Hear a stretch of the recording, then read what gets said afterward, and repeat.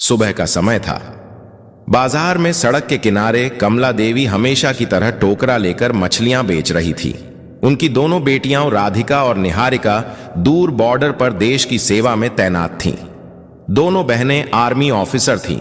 उन्हें जरा भी अंदाजा नहीं था कि उनकी मां किन हालात में जी रही है, और आज उनकी मां के साथ ऐसा कुछ होने वाला है जो उनकी रूह को हिला देगा।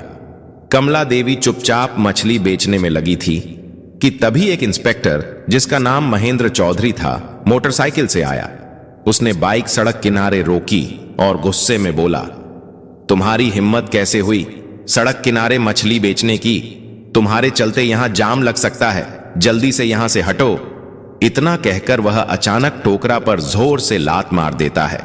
मछलियां जमीन पर बिखर जाती हैं। चारों तरफ मछलियों की गंध फैल जाती है और लोग रुककर तमाशा देखने लगते हैं। इंस्पेक्टर और भड़क कर चिल्लाता है, ये तुम्हारे बाप की सड़क है क्या? जहां मन किया बैठ गई मछली बेचने। अगर बेचना है तो अपनी जगह पर बेचो। कमला देवी चुपचाप उसकी बातें सुनती रही, अपमान सहती रही। उनकी आंखों में आंसू थे, लेकिन वह बिना कुछ कहे जमीन पर गिरी मछलियां उठाने लगी। भीड़ में खड़े लोग सिर्फ तमाशा देख रहे थे। ना किसी ने आवाज उठाई, ना किसी ने मदद की। भीड़ में एक लड़का था जो सोशल मीडिया पर मशहूर था। उसने मोबाइल निकाला और पूरा वाकया रिकॉर्ड करने लगा। इंस्पेक्टर लगातार उन्हें डांट रहा था, अपमानित कर रहा था, और लोग बस हंसते देखते रह गए।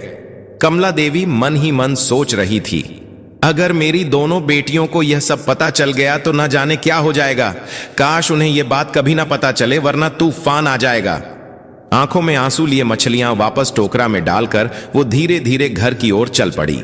उधर जिस लड़के ने वीडियो बनाया था, उसने घर पहुंचकर उसे सोशल मीडिया पर अपलोड कर दिया। कैप्शन में लिखा था, इस बूढ़ी औरत की कोई गलती नहीं थी, लेकिन इंस्पेक्टर ने इसकी मछलियां गिरा दी और सड़क पर बेइज्जत किया। क्या यह सही है? वीडियो तेजी से वायरल हो गया। लोग शेयर करने लगे, कमेंट करने लगे।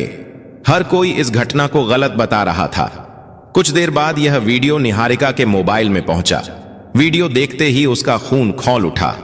वह सोच भी नहीं सकती थी कि उसकी मां के साथ ऐसा बर्ताव हुआ है। लोगों के सामने बेइज्जत किया गया, थप्पड़ तक मारा गया। निहारिका ने तुरंत वीडियो अपनी बड़ी बहन राधिका को भेज दिया। राधिका ने वीडियो देखा तो गुस्से से लाल हो गई, आंखों में आंसू भर आए। मन ही मन उसने सोचा, काश पापा होते तो हमें यह दिन नहीं देखना पड़ता। हमने इतनी मेहनत करके यह मुकाम पाया, फिर भी मां को सुख नहीं दे पाए। लेकिन मैं उस इंस्पेक्टर को छोड़ूंगी नहीं, बदला लेकर रहूंगी। वीडियो देखने के बाद राधिका ने तुरंत निहारिका को कॉल किया।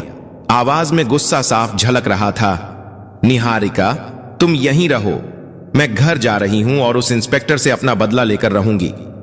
निहारिका ने तुरंत कहा, नहीं दीदी, मैं भी आपके साथ चलूंगी। मां के साथ जो हुआ वो मैं बर्दाश्त नहीं कर सकती, उसे उसकी औकात दिखानी ही पड़ेगी। राधिका ने समझाया, तुम्हें यहीं रहना चाहिए, मैं मां को लेकर वापस आऊंगी और हम यहीं कहीं आसपास उन्हें रख लेंगे। कुछ देर तक बहस चली, लेकिन आखिरकार निहारिका मान गई। ठीक है दीदी, आप जाइए, लेकिन मां को साथ लेकर जरूर लौटना। राधिका ने फोन रख दिया, वर्दी उतारी और पीले रंग का सलवार सूट पहन लिया। अब वह एक साधारण गांव की लड़की लग रही थी। बस में बैठकर कुछ ही घंटों में घर पहुंच गई। घर पहुंचते ही उसने दरवाजा खटखटाया। कमला देवी उस समय किचन में सब्जियां काट रही थी। दरवाजे की आवाज सुनकर उन्होंने पुकारा, कौन है? मैं हूं मां, राधिका लौट आई हूं आपसे मिलने। आवाज सुनते ही कमला देवी के हाथ रुक गए, आंखों में नमी आ गई। उनके मन में डर भी था कि कहीं राधिका को इस घटना का पता तो नहीं चल गया। वह जानती थी कि उनकी बेटियां कितनी ईमानदार और जिद्दी हैं, अपनी मां के लिए कुछ भी कर गुजरेंगी। उन्होंने जल्दी से दरवाजा खोला।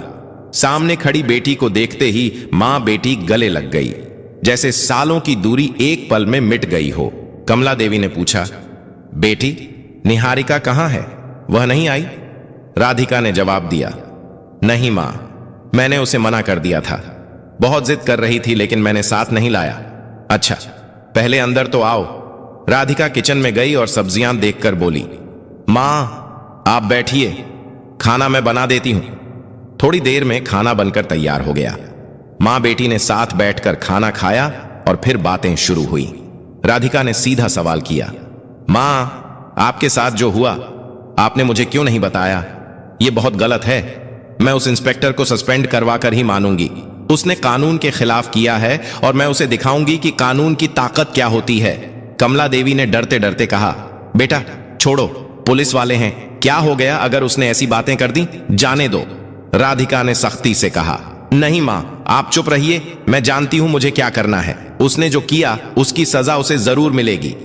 इतना कहकर राधिका ने लाल रंग की साड़ी पहनी, साधारण गांव की लड़की की तरह तैयार हुई और सीधे थाने की ओर निकल पड़ी। यह वही थाना था जहां इंस्पेक्टर महेंद्र चौधरी तैनात था।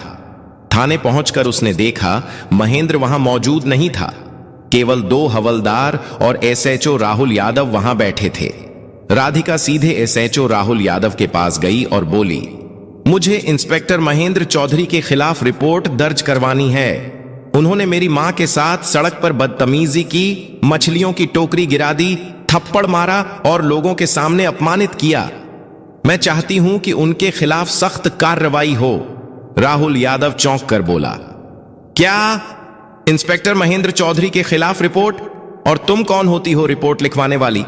क्या तुम उस बूढ़ी औरत की बेटी हो? तुम्हें लगता है कि मैं अपने इंस्पेक्टर के खिलाफ रिपोर्ट दर्ज कर लूंगा? उन्होंने कोई गलत नहीं किया, और अगर थप्पड़ मार भी दिया तो क्या हुआ? वह सड़क पर मछली बेच रही थी, गलत तो वही थी। राधिका की आंखों में गुस्सा भड़क उठा। देखिए, हमें कानून मत सिखाइए। हमने कानून पढ़ा है और अच्छी तरह जानते हैं कि इसमें क्या लिखा है। मैं उसी कानून की मदद से उसे सजा दिलवाऊंगी। अगर आपने रिपोर्ट नहीं लिखी तो मैं आपके खिलाफ भी एक्शन लूंगी। राहुल यादव हैरान रह गया।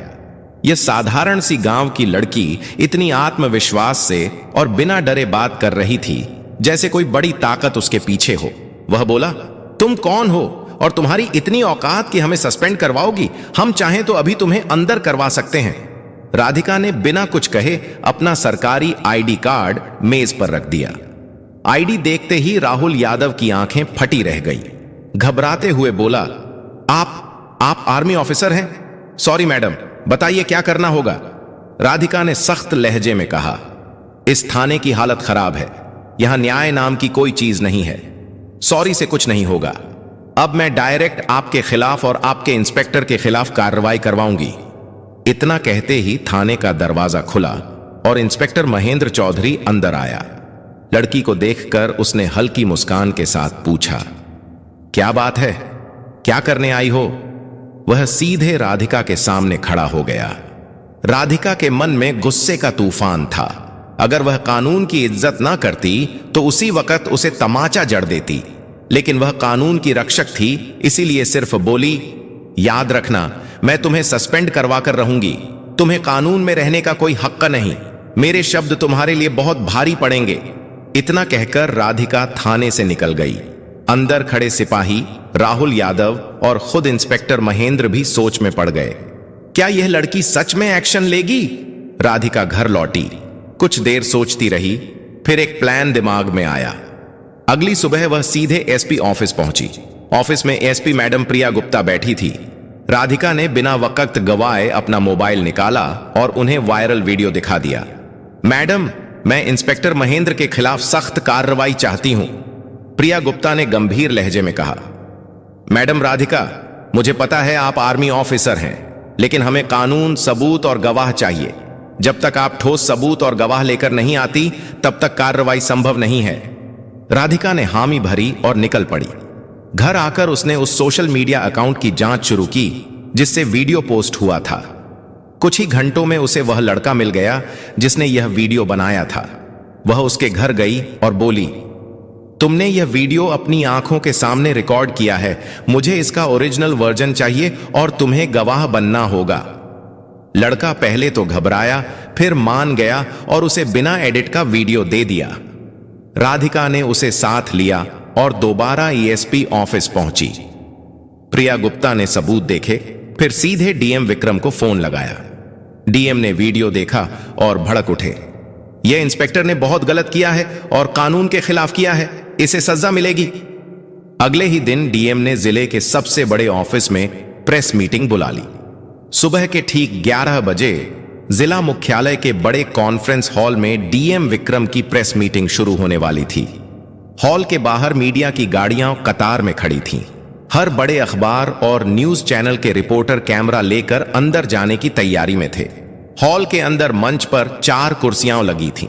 बीच में डीएम विक्रम, दाईं ओर एएसपी प्रिया गुप्ता और बाईं ओर 2 खाली कुर्सियां जिन पर अभी किसी को बैठना नहीं था। सामने पत्रकारों की लंबी पंक्ति थी।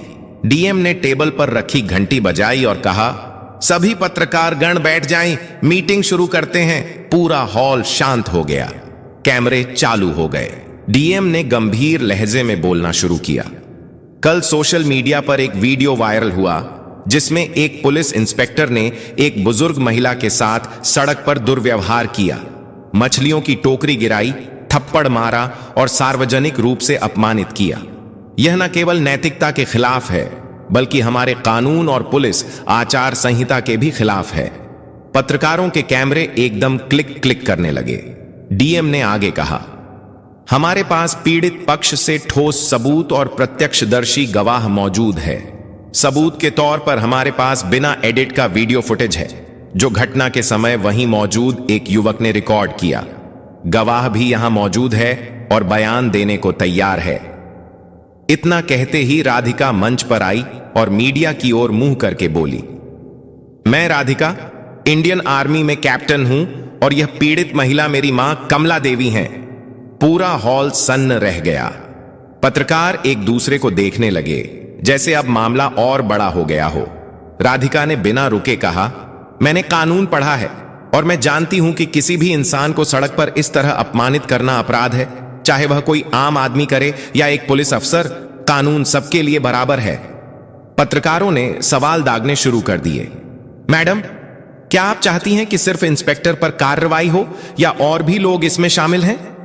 राधिका ने जवाब दिया, इस घटना में केवल इंस्पेक्टर नहीं बल्कि थाने के एसएचओ राहुल यादव भी बराबर के दोषी हैं, जिन्होंने शिकायत लेने से इनकार किया, पीड़ित का मजाक उड़ाया और कानून का मजाक बनाया। एएसपी प्रिया गुप्ता ने माइक संभालते हुए कहा, हमने आंतरिक जांच शुरू कर दी है, लेकिन क्योंकि मामला गंभीर है और पीड़ित पक्ष के पास पुख्ता सबूत हैं, मैं सिफारिश करती हूं कि दोनों अफसरों को तत्काल निलंबित किया जाए ताकि जांच निष्पक्ष हो सके। डीएम ने सिर हिलाते हुए आदेश पढ़ा। तत्काल प्रभाव से इंस्पेक्टर महेंद्र चौधरी और एसएचओ राहुल यादव को निलंबित किया जाता है। इस आदेश की कॉपी पुलिस मुख्यालय और राज्य गृह मंत्रालय को भेजी जाएगी। पत्रकारों के बीच फुसफुसाहट शुरू हो गई। इतनी जल्दी एक्शन? यह तो मिसाल है। डीएम ने मीटिंग खत्म होते ही जिला प्रशासन के विधि अधिकारी लीगल एडवाइजर को बुलाया। मुझे पूरी प्रक्रिया कानूनी दायरे में करनी है, नोटिस ड्राफ्ट कीजिए और सस्पेंशन लेटर तैयार करिए। लीगल एडवाइजर ने बताया, सर, पहले हमें चार्जशीट तैयार करनी होगी जिसमें आईपीसी की धाराएं और पुलिस एक्ट के तहत की गई गलतियां लिखी जाएंगी। उसके बाद विभागीय जांच कमेटी गठित होगी, लेकिन निलंबन आदेश तुरंत लागू हो सकता है ताकि आरोपी जांच को प्रभावित न कर सके। डीएम ने तुरंत आदेश दिए और 2 घंटे के अंदर सस्पेंशन लेटर तैयार हो गया। उधर गांव में यह खबर आग की तरह फैल गई।